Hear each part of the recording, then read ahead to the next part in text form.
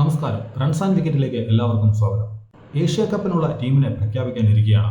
സഞ്ജു സാംസൺ ടീമിൽ ഉണ്ടാകുമെന്നുള്ള ഉറച്ച പ്രതീക്ഷയിലാണ് എല്ലാവരും.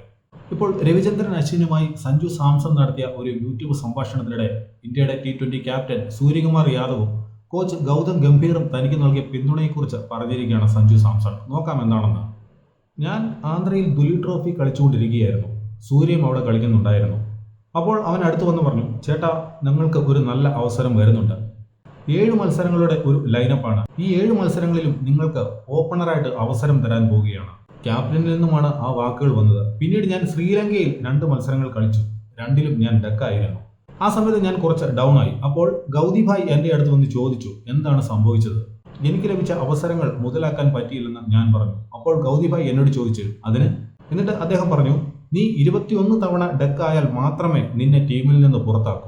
ക്യാപ്റ്റനും കോച്ചും നൽകിയ ആ കോൺഫിഡൻസ് പിന്നീട് ഞാൻ ചെയ്തത് എന്താണോ അതുപോലെ ചെയ്യാൻ എന്നെ സഹായിച്ചു. ഇതാണ് സഞ്ജു സാംസൺ പറഞ്ഞത്. T20യിൽ പിന്നീട് സഞ്ജു സാംസൺ നടത്തിയ മികച്ച പ്രകടനങ്ങൾക്ക് കാരണം കോച്ച് ഗൗതം ഗംഭീറും സൂര്യകുമാർ യാദവും തന്ന പിന്തുണയാണെന്നാണ് അദ്ദേഹം പറഞ്ഞിരിക്കുന്നത്.